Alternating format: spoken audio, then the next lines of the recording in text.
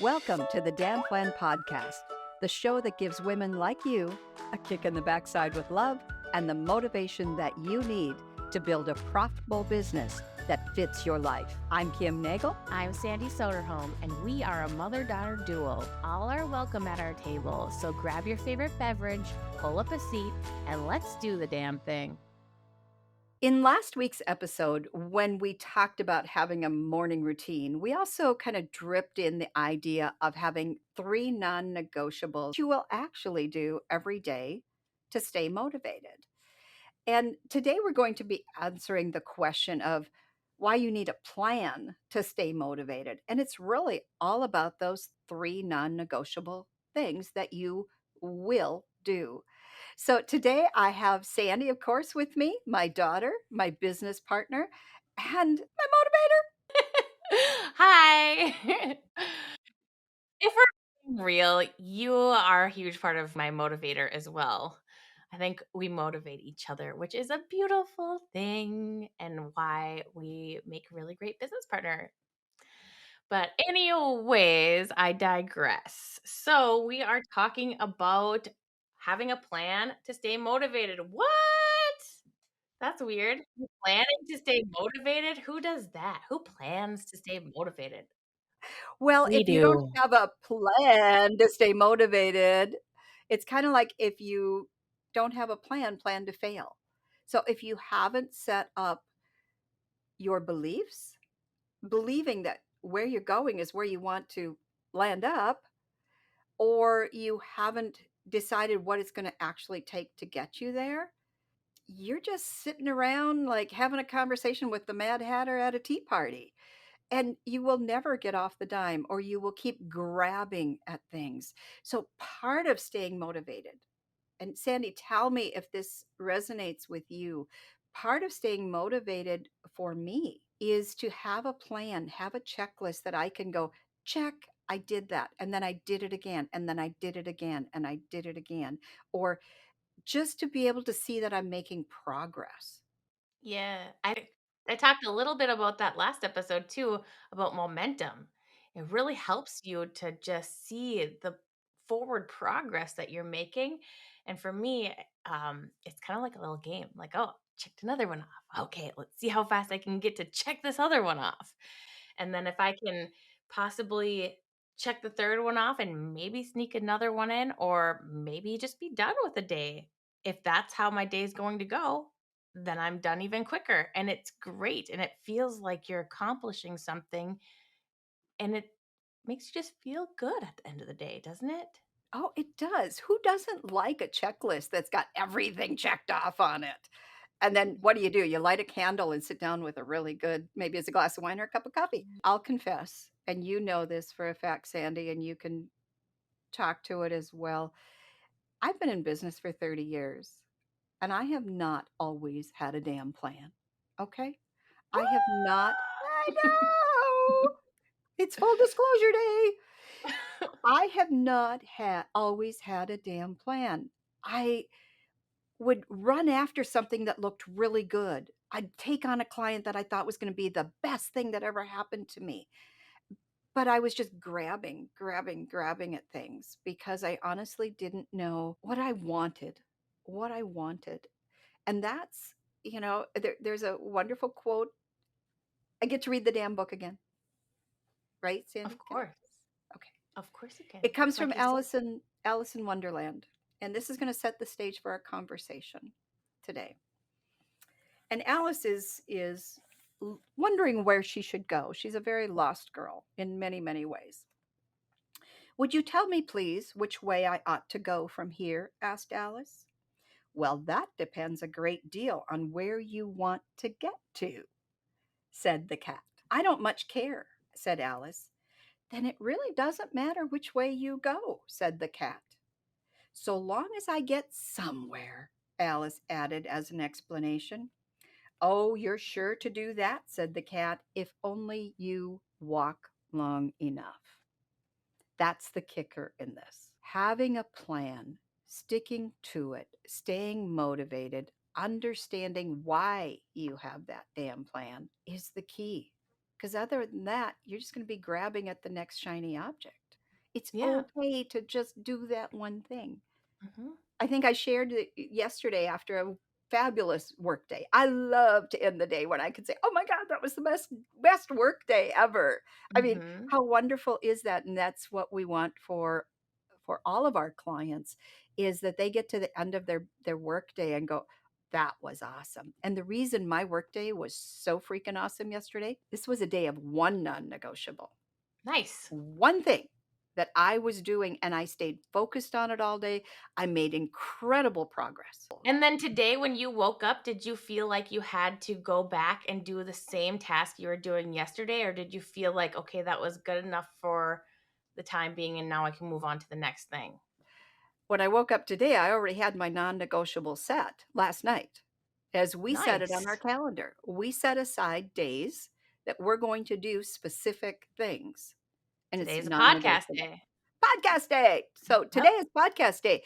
And, you know, it sounds so simple, right? And yet it is so hard because we have those thousand things and we hear about, oh my gosh, I got to post here. I got to do this. I got to do that. I got to do that.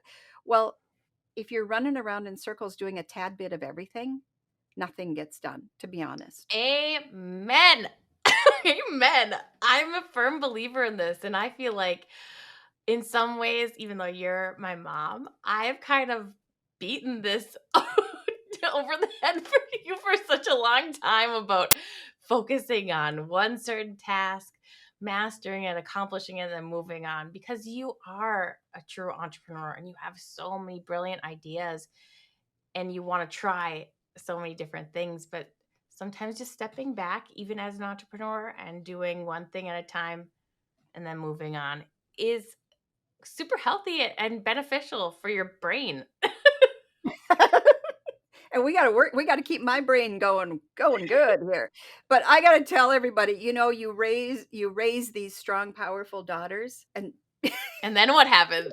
and then And then what and then happens, what you know? happens? It's beautiful. It's absolutely And beautiful from my perspective when I can learn from my daughter. And this is something that I have learned from my daughter, Sandy, to be to be focused on that one thing. I paid big money to a lot of coaches to keep me focused, and I had to find my person. You have to find the right coach that can help you focus. I help people focus on their one thing because I have learned it so well. yes, you have. I have learned it the hard way so well. I have the battle scars. I have the I'm not there yet regrets, but I'm put in that yet. I'm not there yet, but I'm getting there everywhere I want to go.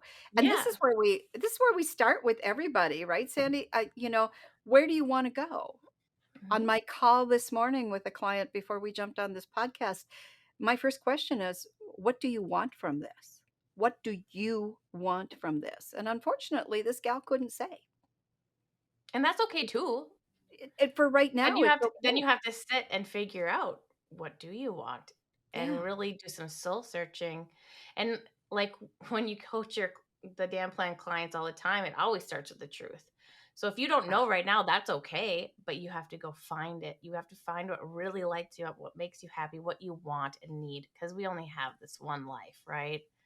Why right. not live it to the fullest and being your best self and also knowing that we are a work in progress, right?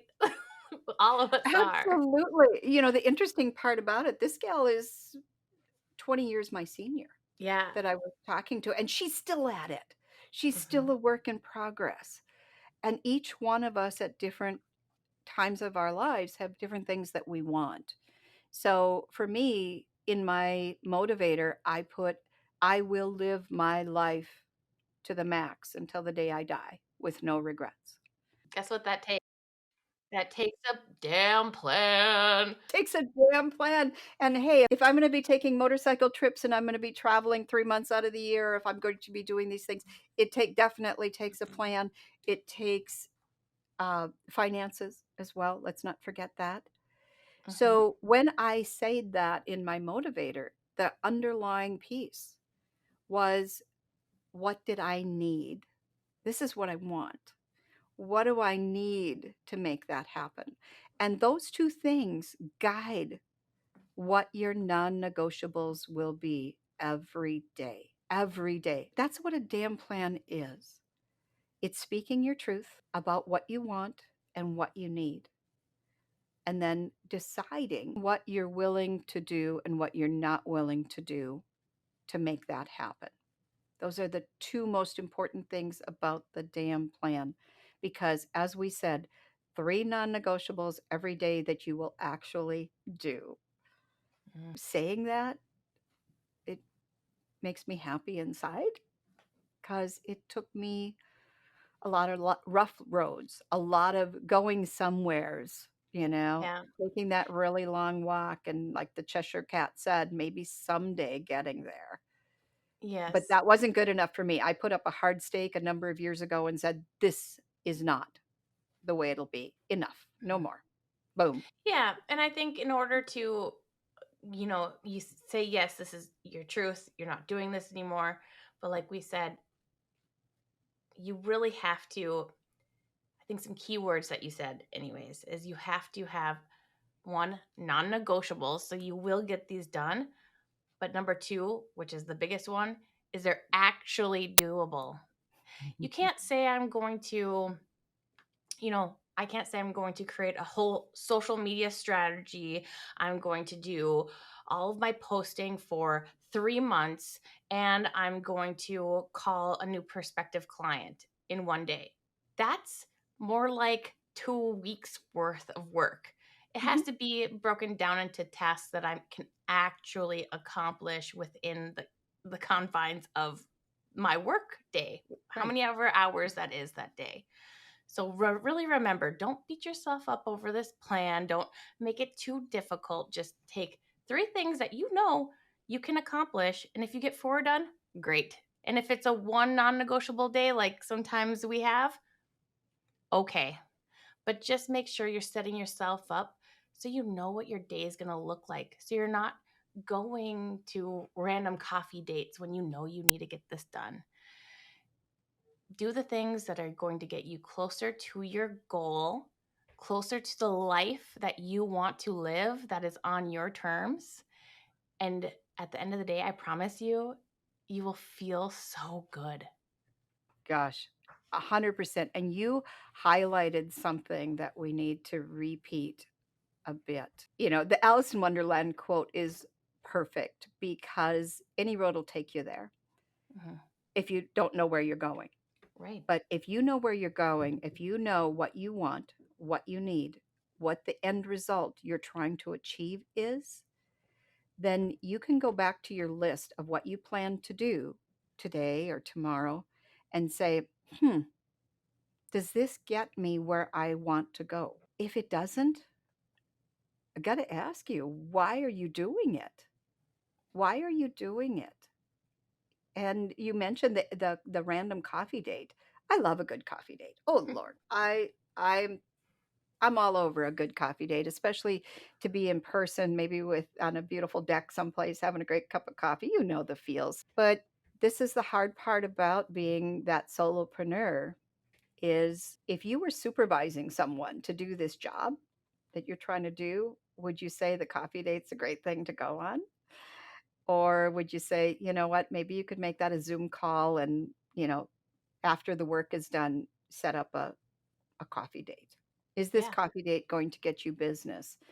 Is it going to help build a relationship? Is it for real or is it random? All those things. And Yes, you bring up great points there.